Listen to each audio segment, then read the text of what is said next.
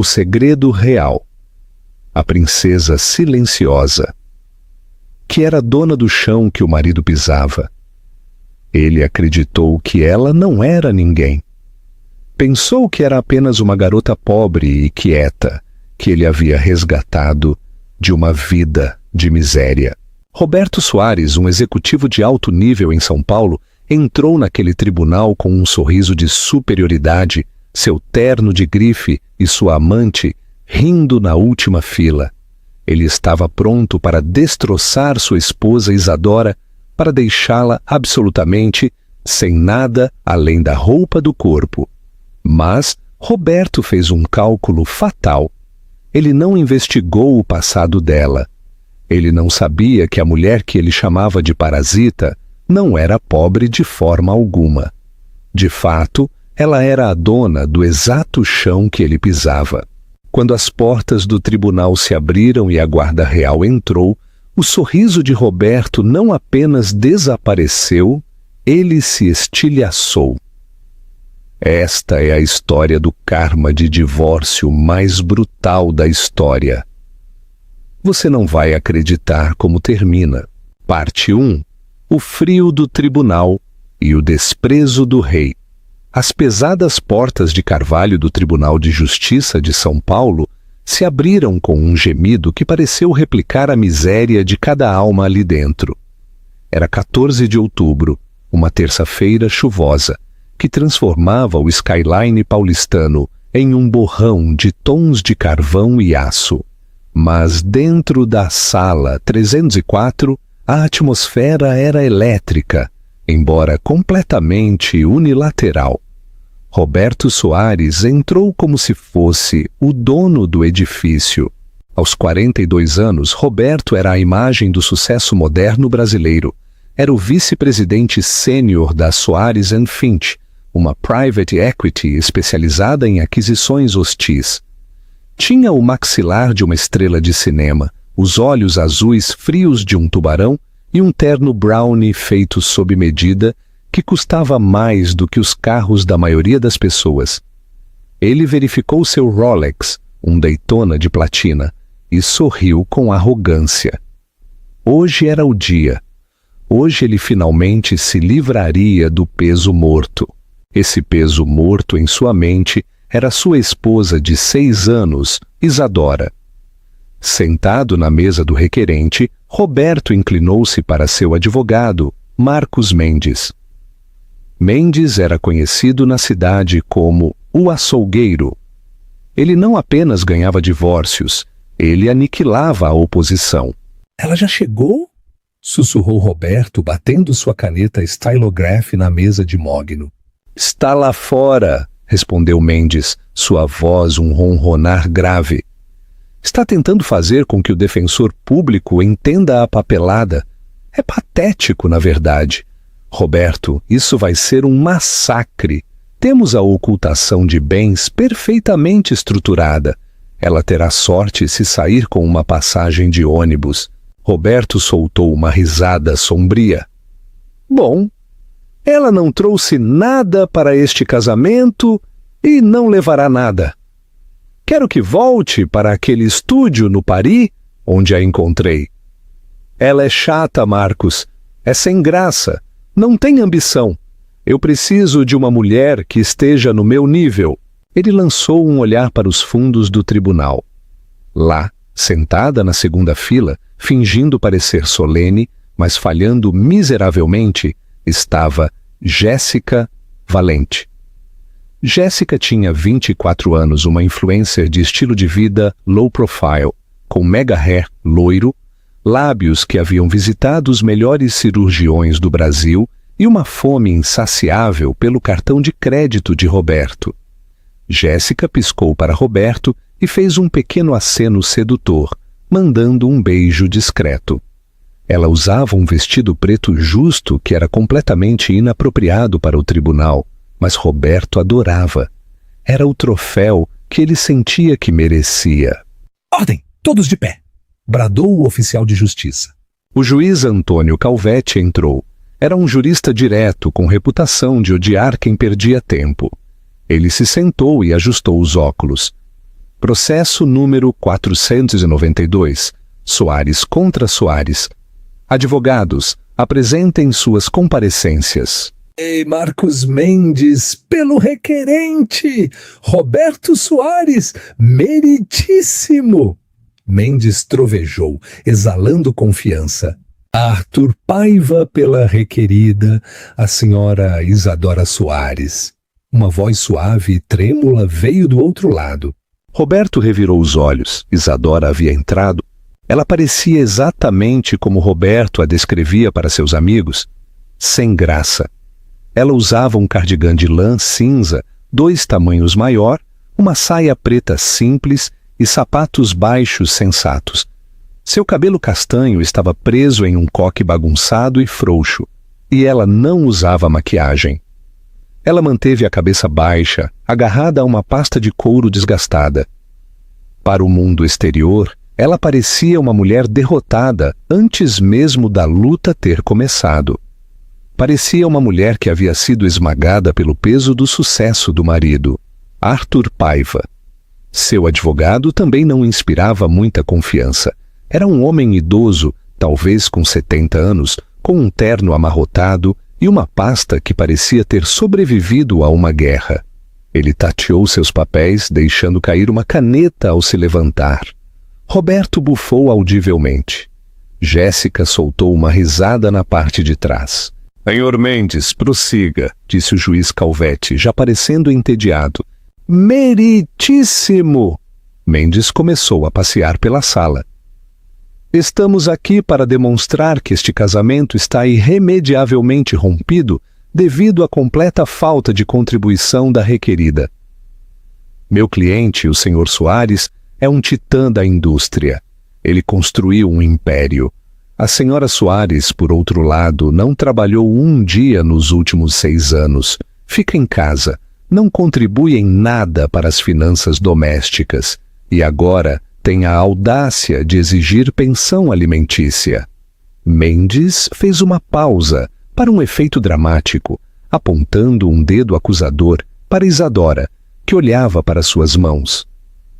Temos provas, meritíssimo, de que a senhora Soares é simplesmente uma caçadora de fortunas que prendeu meu cliente no casamento. Solicitamos uma dissolução completa dos bens com 0 pensão conjugal. Oferecemos um acordo único de R$10.000 para ajudá-la a se recolocar. Dado que ela entrou no casamento com dívidas, consideramos isso generoso. Um arrepio de surpresa percorreu os poucos observadores no tribunal. Roberto Soares valia cerca de R$50 milhões. Oferecer à esposa 10.000 era um tapa tão forte que deixava marca. Isadora não se encolheu, não chorou, apenas ajeitou os óculos. Senhor Paiva, perguntou o juiz, seu cliente deseja responder a esta oferta? O velho advogado, Arthur, levantou-se lentamente. Suas mãos tremiam ligeiramente, mas sua voz era estranhamente calma. Meritíssimo, minha cliente rejeita a oferta. Não estamos pedindo metade dos bens do Sr. Soares. Roberto recostou-se, sussurrando para Mendes. Viu só, sabe que não pode ganhar. Vai desistir. Contudo, continuou Arthur, solicitamos uma auditoria completa das contas offshore do Sr. Soares nas Ilhas Cayman, especificamente a empresa de fachada, Jupiter Holdings, que ele usou para comprar a cobertura na rua Oscar Freire para sua associada, a senhorita Jéssica Valente. A sala ficou em silêncio sepulcral. O rosto de Roberto ficou de um violeta pálido. Ele lançou um olhar para Jéssica, cujo maxilar havia caído. Como eles sabiam sobre a Jupiter Holdings? Essa conta estava enterrada sob 3 camadas de anonimato corporativo. Objeção, rugiu Mendes. Relevância e puramente especulativo. Negada, disse o juiz Calvete. Inclinando-se para a frente, seu interesse de repente disparou. Se bens conjugais foram usados para comprar propriedades para um terceiro, Isso é muito relevante. Prossiga, Sr. Paiva. Roberto apertou os punhos debaixo da mesa. Ele olhou para Isadora. Ela não estava mais olhando para o chão. Ela havia levantado a cabeça. Por uma fração de segundo, Roberto viu algo em seus olhos que nunca tinha visto antes. Não era medo, não era tristeza, era aço frio e duro. Mas tão rápido quanto apareceu, ela abaixou o olhar novamente, retomando o papel de dona de casa submissa. Roberto balançou a cabeça. Será que foi um acaso? Pensou. Ela simplesmente deu sorte e encontrou um recibo. Eu vou esmagá-la. Não tenha pena, Marcos, sibilou Roberto para seu advogado. Destrua-a, Marcos. Traga à tona a família dela. O tribunal entrou em recesso para o almoço e a tensão no corredor era densa o suficiente para sufocar. Roberto Soares estava perto das máquinas de venda automática, digitando agressivamente em seu BlackBerry, liquidando ativos e movendo fundos antes que o tribunal pudesse congelá-los. Roberto, querido, choramingou Jéssica agarrando seu braço. Por que aquele velho disse meu nome? Você disse que meu nome não viria à tona. Isso é ruim para minha marca. Eu tenho um acordo de patrocínio com uma empresa de chá desintoxicante. Eu não posso ser vista como uma destruidora de lares nos registros judiciais. Roberto a afastou bruscamente. Cale a boca, Jéssica. É tática padrão. Eles estão blefando. Querem um acordo. Querem que eu entre em pânico e lhes passe um cheque de R$1 milhão só para que sumam. Bem, eu não vou. Ele olhou pelo corredor. Isadora estava sentada em um banco de madeira, comendo um sanduíche que ela havia trazido de casa em um saco plástico. Ela parecia patética. Roberto caminhou até ela, seus sapatos caros clicando no linóleo. Ele se elevou sobre ela. Isadora, disse ele, sua voz pingando falsa pena.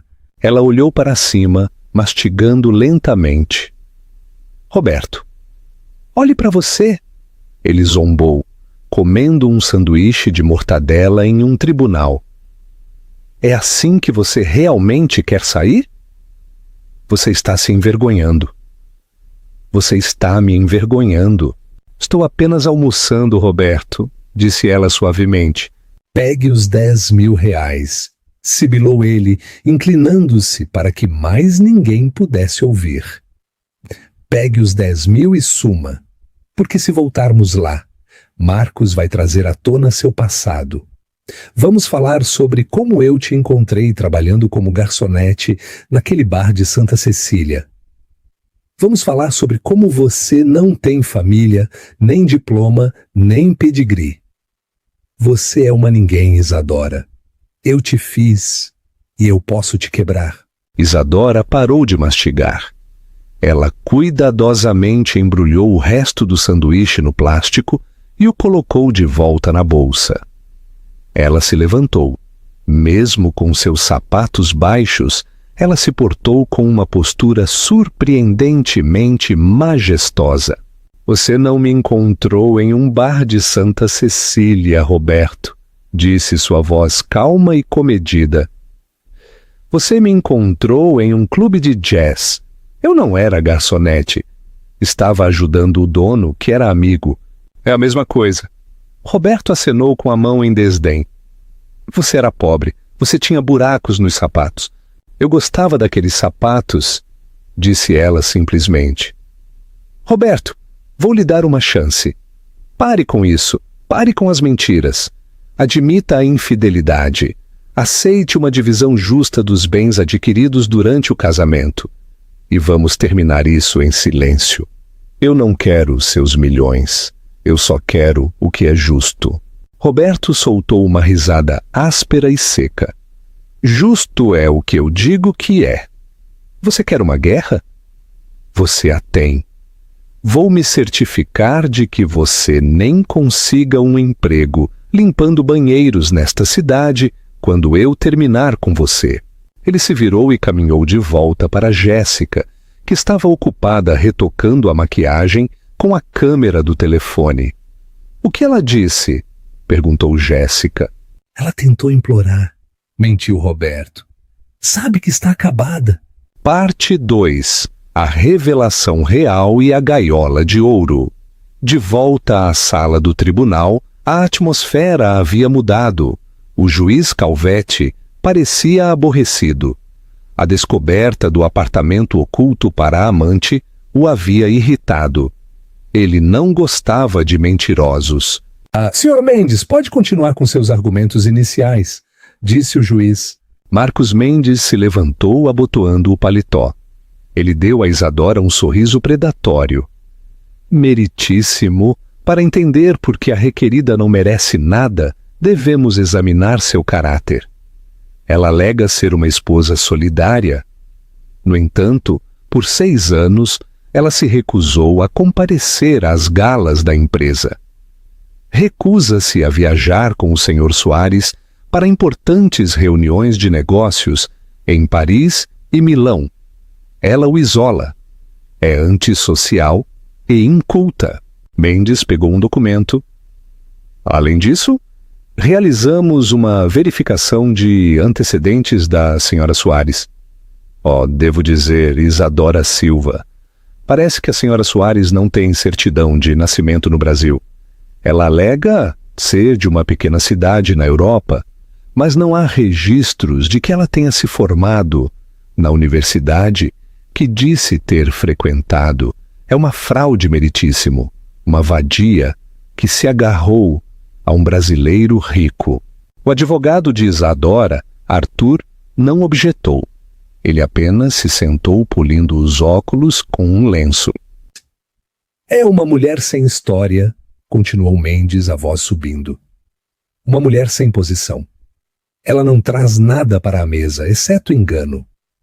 Meu cliente, um homem da alta sociedade, foi enganado.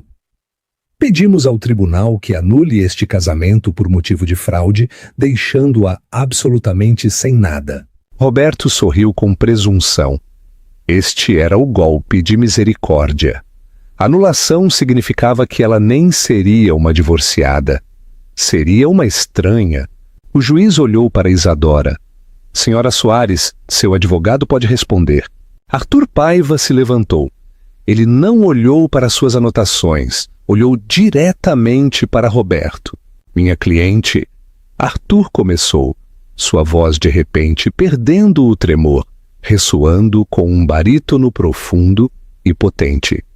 É de fato uma pessoa muito reservada. Valoriza a discrição acima de tudo. É por isso que ela não compareceu às galas barulhentas e cheias de álcool que o Sr. Soares aprecia. É por isso que ela não viajou para Milão para ver o Sr. Soares traí-la com sua secretária em 2021 ou com a senhorita Valente em 2023. Objeção! Gritou Mendes. Retirada, disse Arthur calmamente. Quanto à história dela, o Sr. Mendes está certo. Isadora Soares não tem certidão de nascimento no Brasil e não se formou na Universidade de Zurique como uma estudante comum. Arthur caminhou para o centro da sala. Veja bem, o Sr. Soares estava tão obcecado com sua própria voz que nunca ouviu a esposa de verdade. Nunca perguntou sobre a infância dela nas montanhas de Eudória. Nunca perguntou por que ela falava 4 idiomas fluentemente. Simplesmente presumiu que, por ser quieta, era fraca. Porque não usava diamantes, era pobre. Arthur se virou para o juiz. Meritíssimo, a defesa chama sua primeira testemunha, mas solicitamos um breve recesso para a liberação dos protocolos de segurança. Protocolos de segurança? O juiz franziu a testa. Para uma testemunha? Sim, meritíssimo, disse Arthur. A testemunha está sob proteção diplomática. Roberto franziu a testa. Proteção diplomática? Que tipo de jogo era esse? Estaria ela trazendo algum parente imigrante suspeito para chorar sobre a pobreza? As portas na parte de trás da sala se abriram, mas não foi uma testemunha que entrou.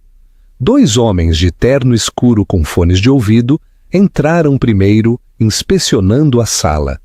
seguiu-se um homem em uniforme militar não brasileiro. Era um uniforme cinza ardósia, com dragonas douradas e uma faixa vermelha. Ele carregava uma caixa pesada coberta de veludo. Roberto apertou os olhos. O uniforme lhe era vagamente familiar. Ele o tinha visto em revistas, geralmente associado a dinheiro antigo europeu. O homem do uniforme, caminhou diretamente para a mesa da defesa. Ele ignorou todos os outros. Parou na frente de Isadora. Ele bateu os calcanhares com um estalo agudo e se curvou profundamente pela cintura. Alteza, disse o homem, sua voz grossa com sotaque germânico. A delegação chegou. A sala inteira prendeu a respiração. Até a taquígrafa parou de digitar. Roberto congelou. Alteza. Isadora Soares, a mulher do cardigã folgado, se levantou lentamente. Ela levou as mãos ao coque bagunçado, deixando longos fios castanhos caírem em cascata pelas costas. Tirou os óculos e os colocou sobre a mesa. Virou-se para Roberto. O olhar de submissão havia sumido. Em seu lugar, havia um olhar de autoridade absolutamente aterrorizante. Obrigada, coronel, disse Isadora, sua voz clara e autoritária. Pode apresentar o selo ao juiz. Roberto sentiu um suor frio na nuca. Ele olhou para Jéssica. Ela parecia confusa. Roberto, ela sussurrou. Por que esse cara está se curvando para ela? É uma pegadinha? Mas Roberto sabia. No fundo de seu estômago, o enjoo começava a subir. Ele a tinha chamado de caipira. Ele a tinha chamado de ninguém. Ele assistiu enquanto o coronel se aproximava do estrado e colocava a caixa de veludo na frente do juiz Calvete. O juiz a abriu. Dentro havia um documento selado com cera vermelha grossa e um brasão dourado. Um brasão representando uma águia bicéfala e uma coroa. Meritíssimo, disse Arthur Paiva sorrindo pela primeira vez. Eu gostaria de apresentar ao tribunal a verdadeira identidade da requerida. O senhor a conhece como Isadora Soares, mas seu nome legal, reconhecido pela Corte Internacional de Justiça e pelo Principado Soberano de Eldoria, é Sua Alteza Real, a princesa Sandra Sofia Valois, terceira na linha de sucessão ao trono e única herdeira da fortuna Valois. A boca de Roberto se abriu. Ah, sim, acrescentou Arthur, virando-se para encarar um Roberto pálido e trêmulo. Ela é atualmente a proprietária do banco, que detém a hipoteca da firma do Sr. Soares. O silêncio na sala foi quebrado pelo som do telefone de Jéssica Valente caindo no chão. Parte 3. O desmascaramento predatório e o golpe final. O silêncio na sala 304 não durou. Foi quebrado pela risada aguda e histérica de Roberto Soares. Era a risada de um homem cujo cérebro simplesmente se recusara a processar a informação que acabara de receber. Princesa! Gaguejou Roberto, levantando-se e apontando um dedo trêmulo para Isadora. Princesa? Meritíssimo, isso é ridículo. Olhe para ela. Ela está usando um cardigã de brechó. Ela corta cupons de desconto. Isso é algum tipo de truque elaborado para atrasar o procedimento. Quero que ela seja declarada em desacato. Marcos Mendes, o advogado de Roberto, era mais inteligente. Ele não estava rindo. Olhava para o documento no estrado do juiz com os olhos de um homem que observa um tsunami se aproximando da costa. Ele reconheceu o selo. Ele sabia o que o nome Valois significava no setor bancário internacional. Significava dinheiro antigo. O tipo de dinheiro que não gritava, sussurrava, e os governos ouviam. Sente-se, Sr. Soares, ordenou o juiz Calvete, em voz severa. Ele estudava os documentos com intensa fascinação. Sr. Mendes, eu revisei as credenciais fornecidas pelo coronel aqui. Elas parecem legítimas. O Ministério das Relações Exteriores validou o selo. O juiz olhou por cima dos óculos para Isadora. Senhora Soares, ou devo dizer, Sua Alteza, por que o engano? Por que se casar sob a falsa pretensão de pobreza? Isadora permaneceu de pé. Ela não olhou para o juiz. Olhou para Roberto. Seus olhos estavam cheios de uma tristeza que estava rapidamente se transformando em gelo. Por que, meritíssimo? Disse sua voz, chegando aos fundos da sala, onde os jornalistas tentavam entrar, alertados pela chegada da Guarda Real. Eu cresci em um mundo onde todos queriam algo de mim. Meu título, minha influência, a riqueza da minha família. Eu queria ser amada por mim, apenas Isadora, não a princesa. Ela deu um passo em direção à mesa do requerente. Quando conheci Roberto, há 6 anos, pensei que o havia encontrado. Pensei que ele amava a garota quieta do clube de jazz. Eu escondi meu passado para proteger nosso amor. Eu vivia com o orçamento dele, limpava o apartamento dele, cozinhava as refeições dele. Apoiei-o enquanto ele subia na escada corporativa, consolando-o quando perdia negócios, celebrando quando vencia. Eu desempenhei o papel da esposa humilde e solidária, porque pensei que estávamos construindo uma vida juntos. Ela fez uma pausa. Seu olhar se dirigiu a Jéssica Valente, que estava se encolhendo em seu assento. Eu não sabia que, enquanto eu economizava dinheiro cortando cupons para que pudéssemos bancar a imagem dele, ele estava gastando milhares em jantares com mulheres como ela. O rosto de Roberto estava vermelho, as veias de seu pescoço saltadas. Sua ganância, no entanto, foi mais rápida do que sua vergonha. Sua mente disparou. Espere se ela é uma princesa. Se ela vale bilhões. Um sorriso doentio e ganancioso se espalhou pelo rosto de Roberto. Ele agarrou o braço de seu advogado. Marcos! Sussurrou freneticamente. Esqueça os 10 mil? Esqueça o divórcio ou... Não, espere. Se nos divorciarmos, fico com metade. São Paulo é um estado de divisão equitativa. Se ela ocultou bens, eu tenho direito a eles. Roberto se levantou, ajeitando a gravata, sua arrogância retornando em uma torrente. Bem, ele trovejou, isso é certamente uma surpresa, mas a lei é a lei, meritíssimo. Estamos casados, os bens dela são propriedade conjugal. Se minha esposa é realmente da realeza, então eu sou um príncipe por casamento.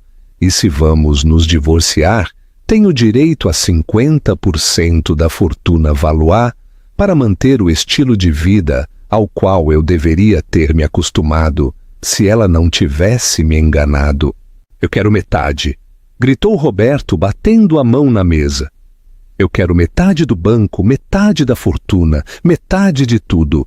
Os olhos de Jéssica Valente se iluminaram na última fila. Metade de um reino. Ela de repente se sentou mais ereta, ajeitando o cabelo. O advogado de Isadora, Arthur Paiva, soltou uma risada seca e empoeirada. Soou como folhas raspando em uma calçada. Senhor Mendes, disse Arthur, abrindo novamente sua pasta desgastada. Acho que seu cliente está esquecendo algo muito importante. Um documento que ele insistiu com grande agressividade há 6 anos. Roberto congelou. Arthur tirou um único pedaço de papel amarelado. Anexo B, meritíssimo, o acordo pré-nupcial. O sangue de Roberto gelou. Ele se lembrava. 6 anos antes, Roberto havia acabado de fazer seu primeiro milhão. Isadora parecia uma garçonete falida. Roberto estava apavorado, paranoico de que ela fosse atrás de suas parcas economias. Ele havia contratado o advogado mais desagradável que pôde encontrar para redigir um acordo de proteção. Arthur começou a ler sua voz, pingando ironia. Cláusula 14, seção B. Redigida pela própria equipe jurídica do Sr. Soares. Em caso de dissolução do casamento, independentemente da causa, cada parte manterá a propriedade exclusiva de todos os bens, títulos, heranças e propriedades trazidos para o casamento ou adquiridos independentemente durante o casamento. Não haverá divisão de bens. O dele continua sendo dele, o dela continua sendo dela. Arthur baixou o papel. O Sr. Soares foi muito específico, meritíssimo. Ele nos disse, a mim e à minha cliente, cito da transcrição da declaração juramentada: eu não quero que toquem em 1 centavo do meu dinheiro arduamente ganho quando eu a deixar. A sala explodiu em murmúrios. Ele se trancou para fora, disse Arthur sorrindo. Este acordo pré-nupcial é inquebrável. O Sr. Soares insistiu nele para proteger seus milhões. Ao fazê-lo, ele protegeu os bilhões de Sua Alteza. Não, ofegou Roberto. Isso era para a minha proteção, não era para... Eu não sabia... A ignorância do patrimônio líquido de sua esposa não é uma defesa legal para anular um contrato que o senhor a coagiu a assinar, disse o juiz Calvete, contendo um sorriso. O acordo pré-nupcial permanece. Senhor Soares, o senhor não obterá nada da fortuna Valois, nem 1 centavo. Roberto desabou na cadeira como se tivesse levado um soco no estômago, mas Isadora não havia terminado. Na verdade, meritíssimo, disse Isadora, dando um passo à frente. Não terminamos com as finanças. Embora Roberto não obtenha nada do que é meu, temos que discutir o que ele me deve. Roberto olhou para cima, confuso. Mas eu paguei por tudo. Paguei o aluguel, paguei as contas. Você pagou mesmo? Perguntou Isadora suavemente. Ou você pagou com dinheiro emprestado? Arthur Paiva tirou uma pilha grossa de arquivos. Parte 4 de nossa apresentação, meritíssimo. O assunto da Soares Enfint e os empréstimos do Banco Real de Eudória. A atmosfera na sala havia passado de tensa para predatória. Roberto Soares não era mais o caçador. Ele era a gazela ferida, e os leões o cercavam. No que você está falando? Retrucou Roberto, embora sua voz não tivesse sua acidez habitual. Minha firma é sólida. Temos liquidez. Senhor Soares, disse Arthur, sua firma, Soares Enfint, opera em grande parte com compras alavancadas. O senhor empresta grandes quantias de dinheiro para comprar empresas, despojá-las de seus ativos e vendê-las. É um modelo de negócios arriscado. E há 3 anos, quando sua aquisição hostil do grupo Tech Corp falhou, o senhor precisou de uma imensa injeção de dinheiro para evitar o colapso de sua empresa. Roberto empalideceu. Isso era um segredo, apenas o meu CFO sabia do desastre da Tech Corp. O senhor solicitou um empréstimo privado, continuou Arthur. Um empréstimo de 25 milhões de reais. Obteve-o através de uma corporação fantasma em Zurique para ocultá-lo de seu conselho de administração. O credor foi a Vanguard Capital. E daí? Disse Roberto, suando profusamente. É um empréstimo comercial padrão. Estou pagando a dívida. Vanguard Capital, interveio Isadora. Sua voz era aguda. É uma subsidiária integralmente controlada pela Casa Real Valois. Eu sou a credora, Roberto. A boca de Roberto abriu e fechou como um peixe fora d'água. E... continuou Isadora, aproximando-se dele. Você não está pagando a dívida. Você perdeu os últimos 3 pagamentos porque estava muito ocupado comprando uma cobertura para a senhorita Valente. Isadora dirigiu seu olhar para a segunda fila. Jéssica Valente viu o olhar e recuou fisicamente. Falemos sobre essa cobertura, disse Isadora. Apartamento 4B, na Torre Obsidiana. 5 milhões de reais, pagos pela Jupiter Holdings. Mas a Jupiter Holdings não tem renda. O dinheiro foi desviado das contas operacionais da Soares & Finch, contas que são garantia do empréstimo que você me deve. Isso é peculato, apontou o juiz Calvete, levantando as sobrancelhas. E fraude? Exatamente, meritíssimo, disse Arthur. Dado que os fundos usados para comprar o apartamento foram roubados da garantia do empréstimo, o apartamento é tecnicamente propriedade do banco, o que significa que é propriedade de Sua Alteza. Isadora olhou para Jéssica. Senhorita Valente, entendo que você tem redecorado. Espero que não tenha desembalado tudo. Jéssica se levantou, o rosto manchado de raiva e medo. Você não pode me despejar. É meu apartamento. Roberto o colocou em meu nome. Ele o colocou em nome de uma empresa de fachada, corrigiu Arthur. Uma empresa que agora está sendo executada por confisco de bens. A notificação de despejo foi protocolada esta manhã. As fechaduras estão sendo trocadas enquanto falamos. Roberto! Gritou Jéssica, virando-se para ele. Faça alguma coisa! Minhas roupas estão lá, minhas joias! Roberto hiperventilava.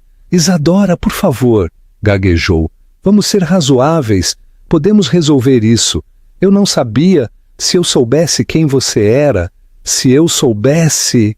Você me amaria pelo meu dinheiro? O que é ainda pior do que me odiar por ser pobre? Isadora o interrompeu. Ela se virou para o juiz. Meritíssimo, Roberto Soares está em inadimplência contratual de um empréstimo de 25 milhões de reais, sob os termos do acordo que, ironicamente, ele assinou sem ler as letras miúdas, porque estava muito ocupado correndo para um jantar de negócios com a senhorita Valente. O credor tem o direito a um reembolso imediato e total diante de qualquer evidência de peculato. Isadora colocou a mão na mesa. Eu estou exigindo o empréstimo, Roberto. Eu quero os 25 milhões de reais. Hoje. Eu não tenho, guinchou Roberto. Eu não tenho 25 milhões de reais em dinheiro. Está tudo investido em ações. Se eu vender agora, o mercado vai ver. As ações despencarão. Vou perder tudo. Então você perderá tudo, disse Isadora friamente. Assim como você planejou que eu perdesse tudo. Você me queria na rua com 10 mil reais. Estou apenas devolvendo a energia que você me deu. Isso é vingativo, gritou Marcos Mendes, tentando encontrar uma base legal. Isso é vingança pessoal, disfarçada de transação comercial. É justiça, disse o juiz Calvete. Se seu cliente desviou fundos para comprar um apartamento para uma amante enquanto estava em inadimplência com um empréstimo, o credor tem todo o direito de executar os bens. O golpe do martelo soou como um tiro. Ativos congelados, declarou o juiz. Senhor Soares, sugiro que encontre uma maneira de pagar sua esposa ou enfrentará acusações criminais por peculato. Roberto desabou para a frente com a cabeça nas mãos. Seu terno feito sob medida de repente parecia uma fantasia. Ele estava arruinado. Mas o pesadelo não tinha acabado. Dos fundos da sala, as pesadas portas se abriram novamente. Desta vez, não foi a realeza, foi a imprensa. Eles haviam superado a segurança. Flashes cegantes dispararam na sala escura e, no meio do caos, Jéssica Valente fez sua jogada. Ela percebeu que o navio estava afundando e não ia se afogar com o capitão. Ela escalou o banco, correndo em direção ao corredor para escapar das câmeras, mas ao passar por Roberto, ela parou. Perdedor! Gritou ela, sua voz aguda o suficiente para quebrar vidros. Você disse que era rico. Você disse que era o rei de São Paulo. Você é apenas uma fraude falida. Jéssica, espere! Roberto se aproximou dela. Ela deu um tapa nele. Não toque em mim. Eu terminei. Estou indo para ti, imprensa. Vou dizer a eles que você me traiu também. Eu sou uma vítima. Ela se virou para correr, mas tropeçou na barra de seu vestido justo, caindo no chão do tribunal, bem na frente dos sapatos baixos sensatos de Isadora.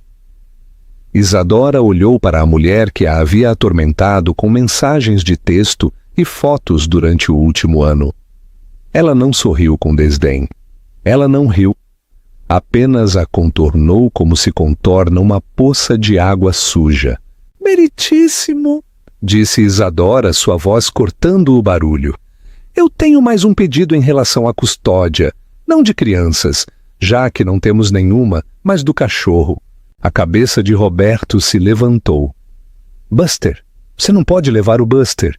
Ele é meu cachorro. Buster, disse Isadora. É um Golden Retriever que passa 12 horas por dia em uma gaiola porque você está no trabalho ou com sua amante. Você o chuta quando ele late. Você se esquece de alimentá-lo. Ela sinalizou para o coronel. Minha equipe de segurança já buscou Buster no apartamento. Ele está atualmente em um jatinho particular para Eudória, onde terá 10 hectares de jardins reais para correr. Você roubou meu cachorro! Rugiu Roberto, finalmente recuperando sua raiva. Ele avançou sobre ela. Instantaneamente, os 2 guardas reais de terno se moveram. Foi um borrão de movimento.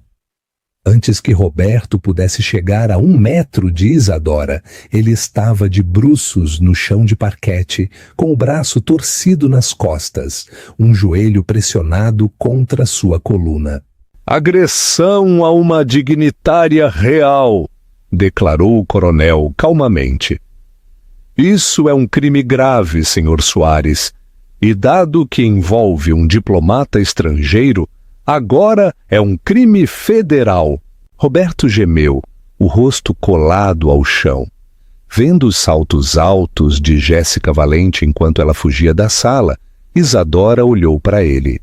Eu te amei, Roberto. Ela sussurrou. Eu realmente amei.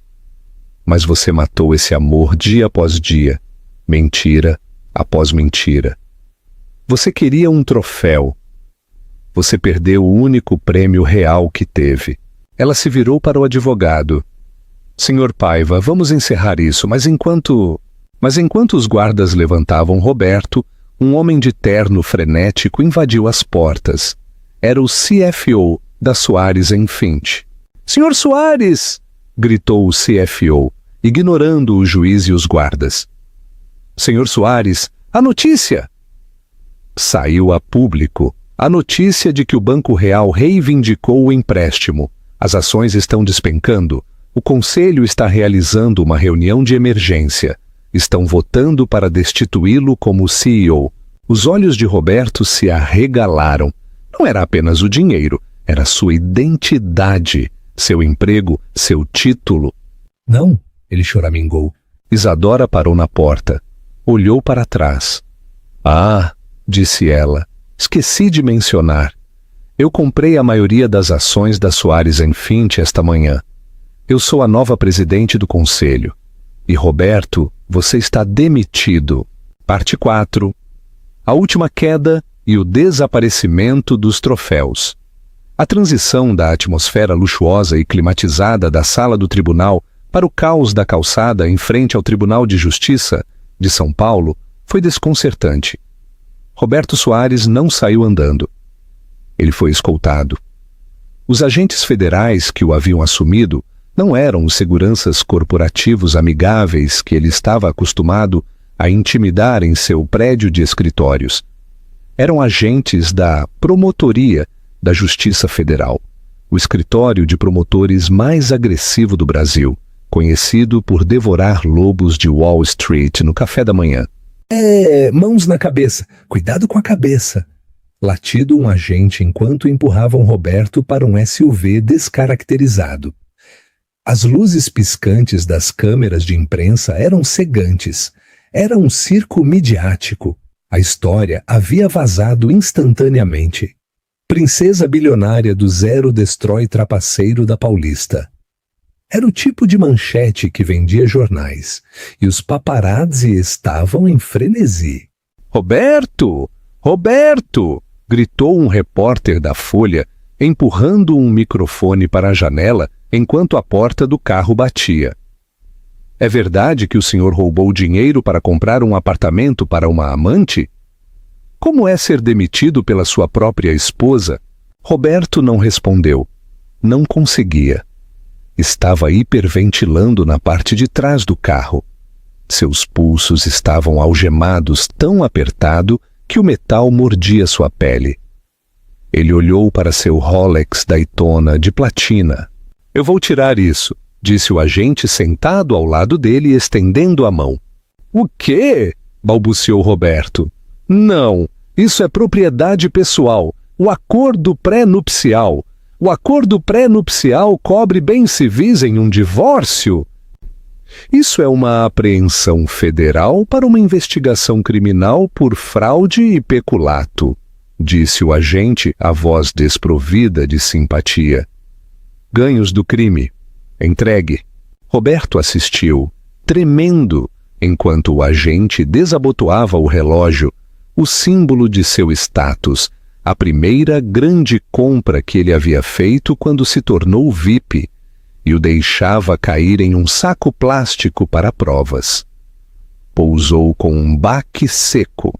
A viagem para o Centro de Detenção Provisória de Pinheiros foi silenciosa.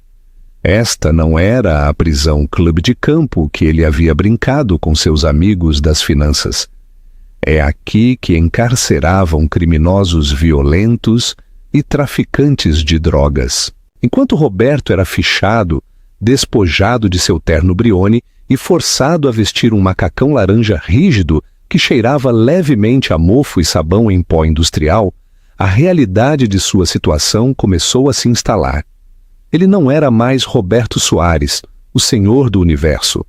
Ele era o recluso número 7422. De volta à cidade, o desmantelamento de sua vida estava acontecendo na velocidade da luz. Isadora estava na cobertura da Torre Obsidiana, o apartamento que Roberto havia comprado para Jéssica. Era uma exibição ostentosa de dinheiro novo. Sofás de couro branco, espelhos folheados a ouro e arte moderna, agressiva. Alteza, disse o coronel, entrando com um tablet. Garantimos as instalações. A senhorita Valente fugiu, mas deixou a maioria de seus pertences. Queimem os móveis, disse Isadora, a voz calma. Doem as roupas para um abrigo de mulheres, mas tirem as etiquetas primeiro. Não quero que ninguém saiba de onde vieram. E as contas bancárias? Congeladas, né? Confirmou o coronel. Ela caminhou até a janela. Ele achava que estava jogando xadrez, coronel, mas não percebeu que estava jogando em um tabuleiro que eu comprei há 10 anos. Enquanto isso, Jéssica Valente estava descobrindo que a lealdade no mundo das influencers é mais fina do que o vidro de um smartphone. Ela estava sentada em um Starbucks a 3 quarteirões de distância, tentando furiosamente deletar fotos de seu Instagram. Cada foto dela e Roberto em um iate. Cada foto do colar de diamantes que ele lhe comprou com fundos roubados. Cada legenda presunçosa sobre manifestar a abundância. Mas a internet é para sempre. Sua seção de comentários já era uma zona de guerra. Milhares de comentários choviam. Destruidora de lares. Você roubou de uma princesa. Time Isadora, devolva o dinheiro. O telefone de Jéssica vibrou. Era seu agente. Mike, Mike, gritou ela. O alívio inundou sua voz. Graças a Deus, você tem que me ajudar a reverter isso. Podemos dizer que eu também fui uma vítima. Podemos dizer que ele mentiu para mim sobre estar separado.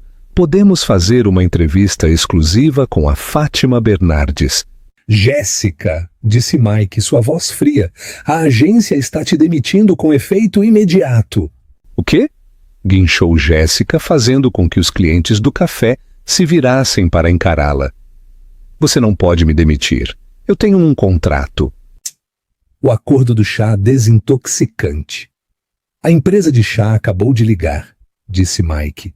Eles estão te processando por quebra de cláusula de moralidade. E Jéssica, eu contrataria um advogado se fosse você. Os federais acabaram de ligar para o meu escritório procurando por você. Eles querem saber sobre as joias que Roberto te deu. Se você aceitou presentes sabendo que foram comprados com dinheiro roubado. Isso é receptação de bens roubados. Isso é tempo de cadeia. A linha cortou. Jéssica ficou olhando para o telefone. Suas mãos começaram a tremer. Ela olhou pela janela e viu um carro da Polícia Federal rodando lentamente pela rua. O pânico, frio e agudo, apoderou-se de seu peito. Ela não estava mais pensando em Roberto. Ela estava pensando em sobrevivência. Ela abriu seus contatos e rolou até encontrar um número que ela havia guardado de um cartão de visita que Roberto havia deixado tolamente sobre a mesa. Marcos Mendes, advogado. Ela discou. Sr. Mendes. Ela sussurrou quando ele atendeu. Sou Jéssica. Eu tenho informações sobre Roberto. Eu tenho e-mails. Eu tenho mensagens de texto onde ele fala sobre as contas offshore. Eu te dou tudo. Apenas me mantenha fora da cadeia. Do outro lado da linha, Marcos Mendes, que acabara de ser despedido por Roberto, porque os cheques de Roberto haviam voltado, sorriu um sorriso predatório. Continue falando, senhorita Valente, disse Mendes. Estou ouvindo. Parte 5. A misericórdia calculada e o serviço doméstico. 3 meses depois. A sala do tribunal era a mesma, mas a dinâmica havia se invertido completamente. Esta não era uma audiência de divórcio em um tribunal de família. Era a Justiça Federal, presidida pela juíza Sylvia Thorne, uma mulher conhecida no circuito jurídico como o Martelo. Roberto sentou-se na mesa da defesa.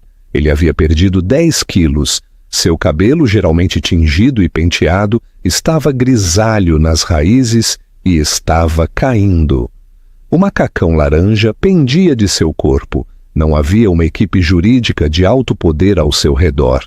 Marcos Mendes havia se recusado devido à falta de pagamento de honorários e Roberto agora era representado por um defensor público, um homem de aparência cansada chamado Gabriel, que estava lidando com outros 40 casos. A galeria estava cheia, mas Roberto não olhou para a multidão. Ele manteve os olhos na mesa. Ele não podia suportar olhar para a primeira fila. Na primeira fila sentou-se Isadora. Ela estava deslumbrante. Ela não usava mais o cardigã cinza. Ela usava um terno de alfaiataria azul marinho profundo, pérolas que provavelmente valiam mais do que toda a antiga empresa de Roberto, e se mantinha com a compostura de uma rainha. Ao lado dela sentou-se Buster, o Golden Retriever, vestindo um colete de cão de serviço, parecendo mais saudável e feliz do que em anos. Sr. Soares, disse a juíza Thorne, olhando do estrado, o senhor se declarou culpado de 3 acusações de fraude, uma acusação de peculato e uma acusação de evasão fiscal. A evidência contra o senhor é esmagadora. Eu estava sob pressão, disse Roberto, a voz rouca no microfone. Eu pretendia devolver. Foi apenas uma crise de liquidez. O senhor roubou 25 milhões de reais de um banco de propriedade de sua esposa para comprar luxos para uma amante, disse a juíza Thorne, a voz pingando desdém. Isso não é uma crise de liquidez, isso é ganância. Meritíssimo. O promotor se levantou. O governo deseja chamar uma testemunha para a fase de sentença para falar sobre o caráter e a intenção do acusado. Prossiga, disse a juíza. O governo chama a senhorita Jéssica Valente. A cabeça de Roberto se levantou. Jéssica. A porta lateral se abriu. Jéssica entrou. Ela não usava suas roupas chamativas habituais. Ela usava um modesto vestido bege e sapatos baixos. Ela não olhou para Roberto. Ela caminhou diretamente para o banco das testemunhas. Senhorita Valente, perguntou o promotor, pode dizer ao tribunal o que o senhor Soares lhe disse a respeito dos fundos usados para comprar o apartamento? Jéssica respirou fundo. Ela havia feito um acordo. Imunidade total em troca de testemunho. Ela ia enterrá-lo para se salvar. Ele me disse... A voz de Jéssica vacilou e depois se fortaleceu. Ele me disse que a esposa era estúpida. Ele disse que ela era uma parasita e que ele ia drenar todas as contas antes de se divorciar dela para que ela morresse de fome. Ele riu disso. Ele disse que estava movendo o dinheiro para as Cayman, para que os tribunais não pudessem encontrá-lo. Ele disse explicitamente, eu vou deixá-la na sarjeta. Um murmúrio percorreu a sala. Roberto se levantou, suas correntes chacoalhando. Mentira! Você me disse para fazer isso? Você disse que não ficaria comigo a menos que eu comprasse a cobertura? Ordem! A juíza Thorne bateu o martelo. Sente-se, senhor Soares. Você está mentindo! Gritou Roberto, lágrimas escorrendo por seu rosto. Eu fiz isso por você. Eu te amava. Jéssica olhou para ele então, fria e distante. E você não me amava, Roberto. Você amava que eu fizesse você se sentir um grande homem. Mas você é pequeno. Você é tão pequeno. Roberto desabou de volta em sua cadeira. Era um som patético. O Senhor do Universo havia sumido. Tudo o que restava era um homem solitário e quebrado. A juíza ajeitou os óculos. Senhor Soares, suas ações foram calculadas, cruéis e maliciosas. O senhor tentou fraudar não apenas um banco, mas a pessoa que deveria ter sido sua parceira de vida. O senhor tentou usar o sistema legal como arma para abusar financeiramente de sua esposa. Ela pegou um papel. No entanto, a vítima, Sua Alteza, a princesa Isadora, apresentou uma declaração. A juíza olhou para Isadora. Isadora acenou levemente. Ela solicitou que o tribunal demonstrasse clemência, disse a juíza, surpreendendo a todos. Ela afirma que não deseja que o senhor apodreça na prisão pelo resto de sua vida, pois acredita no potencial de redenção. Roberto levantou os olhos, a esperança acendendo-se em seus olhos. Clemência, ela ainda me ama. Portanto, continuou a juíza, eu o sentencio a 10 anos de prisão federal. No entanto, a pedido da vítima, eu recomendo que o senhor seja internado na instalação de segurança mínima no norte de São Paulo com uma condição. Condição? Sussurrou Roberto. A instalação administra um programa vocacional obrigatório, disse a juíza, um pequeno sorriso brincando em seus lábios. Sua Alteza doou uma nova ala da prisão especificamente para este programa. É um serviço de lavanderia. O senhor passará seus 10 anos lavando, secando e dobrando os uniformes de outros reclusos. O senhor aprenderá o valor do serviço doméstico que tanto desprezou sua esposa por fazer. O martelo bateu. 10 anos remetido à custódia imediatamente. Roberto foi arrastado para fora. Enquanto o levavam, ele olhou para Isadora pela última vez. Ela não estava sorrindo. Ela não estava se regozijando. Ela apenas parecia aliviada. Ela levantou a mão e fez um pequeno aceno final. Deus, Roberto, ela articulou. Então se virou para o coronel. Vamos, temos uma reunião do conselho na Soares & Finch. Eu vou renomear a empresa hoje. Como Sua Alteza a chamará? Perguntou o coronel enquanto saíam, a imprensa se abrindo como o mar vermelho para eles. Isadora sorriu, colocando seus óculos de sol escuros. Fênix Capital, disse ela, porque nós nos levantamos das cinzas. Epílogo, a lição no vapor. um ano depois. A umidade no bloco de lavanderia da Penitenciária Federal de Sorocaba era sufocante. Cheirava a água sanitária, suor rançoso e arrependimento. O recluso número 7422 limpou o suor da testa com as costas do braço. Roberto Soares, antes um homem que não tocava na maçaneta de uma porta sem desinfetante, estava atolado até os cotovelos em um carrinho de uniformes de prisão, cinzas e úmidos. "Ei, Soares!" gritou um guarda da passarela. "Acelere o passo. O bloco B precisa desses macacões dobrados antes do meio-dia, ou você fica sem almoço." "Hein, senhor?" murmurou Roberto, agarrando uma camisa pesada e molhada. Suas mãos, antes cuidadas e macias, agora estavam vermelhas, rachadas e cobertas de calos. Ele se movia mecanicamente. Agitar, dobrar, empilhar. Agitar, dobrar, empilhar. Era a mesma rotina, dia após dia. A ironia era uma pílula amarga que ele tinha que engolir todas as manhãs. Ele havia zombado de Isadora por lavar a roupa. Ele havia dito que era um trabalho de baixo nível que estava abaixo dele. Agora era toda a sua existência. Durante sua pausa de 15 minutos, Roberto sentou-se em uma caixa de plástico na área comum, bebendo água morna de um copo de papel.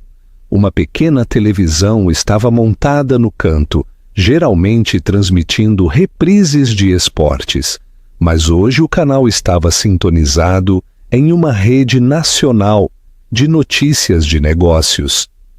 Roberto não prestou atenção até ouvir a voz, notável virada de uma sócia silenciosa para a CEO mais influente de São Paulo. "Damos as boas-vindas à empresária do ano, Isadora Valois." A cabeça de Roberto se levantou. Lá estava ela, na tela em alta definição. Ela parecia radiante. Usava um terno creme que exalava poder e graça. Seu cabelo estava solto, brilhando sob as luzes do estúdio. Ela não parecia a mulher sem graça de quem ele havia se divorciado. Ela parecia uma rainha. O entrevistador inclinou-se. "Sua Alteza, sua empresa, a Phoenix Capital, acaba de adquirir a mesma firma que uma vez tentou arruiná-la.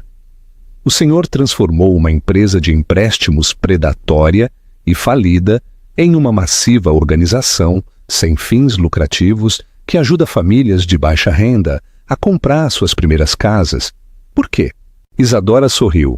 Foi um sorriso genuíno, um que Roberto percebeu que não via há anos, porque ele havia sido quem o havia extinguido. "Por quê?" disse Isadora, olhando gentilmente diretamente para a câmera. "Eu sei o que é ser subestimada. Sei o que é ter alguém olhando para você e presumindo que você não vale nada. Eu queria construir um império que valorizasse o caráter acima da moeda. O dinheiro é fácil de conseguir, a lealdade, esse é o verdadeiro luxo." Roberto sentiu um nó na garganta. "Uá!" acrescentou o entrevistador. "Temos que perguntar? Há rumores de um novo romance? Certo Duque da Espanha." Isadora riu, um som brilhante e feliz. "Eu estou muito feliz. Encontrei um parceiro que me ama por quem eu sou, não pelo título que eu tenho. Ele não se importa com a coroa, ele apenas gosta de passear com o cachorro comigo." A câmera mostrou um clipe de Isadora passeando com Buster, o velho cachorro de Roberto, em um lindo parque, acompanhada por um homem alto e bonito que olhava para Isadora como se ela fosse a única mulher no mundo. Roberto ficou olhando para a tela. Seus olhos ardiam. Ele tinha tido aquilo. Ele tinha tido tudo aquilo. Ele tinha tido uma mulher que o amava quando ele era um ninguém. Ele tinha tido um cachorro leal. Ele tinha tido uma vida confortável. Mas ele jogou tudo fora por uma influencer superficial e uma cobertura que não podia pagar. "Ei, Soares!" Outro recluso, um homem grande chamado Miller, o empurrou. "Essa não é sua ex-mulher?" Roberto olhou para a tela, depois para suas mãos rachadas e seu macacão laranja. Não, sussurrou Roberto. Sua voz falhou. Ela não é minha ex-mulher. Ela é uma estranha. Eu nunca a conheci de verdade. Que azar, cara, riu Miller, dando um tapa nas costas dele. Agora vamos, a cueca não vai se dobrar sozinha. Roberto se levantou. Ele deu um último olhar para o rosto sorridente de Isadora na tela. Em seguida, ele deu as costas para a vida que poderia ter tido e voltou para o vapor. Conclusão e chamada à ação. O verdadeiro luxo? Uau! Falando em um reality check, não é?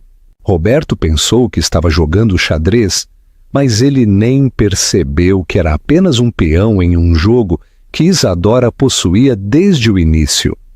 É uma lição brutal, mas necessária. Quando você se casa por dinheiro, você vai pagar por isso todos os dias. E quando você subestima os silenciosos, geralmente acaba cometendo os erros mais barulhentos. Quero saber o que você faria se fosse Isadora. Você demonstraria clemência a Roberto e o enviaria para a lavanderia? Ou o deixaria apodrecer na prisão de segurança máxima? Qual é o seu veredicto? Deixe sua opinião nos comentários. Se você gostou desta história de karma e justiça, por favor, clique no botão de curtir e se inscreva. Isso ajuda o canal a crescer para que eu possa trazer mais histórias como esta. Lembre-se, a verdadeira realeza não precisa de uma coroa para provar seu valor.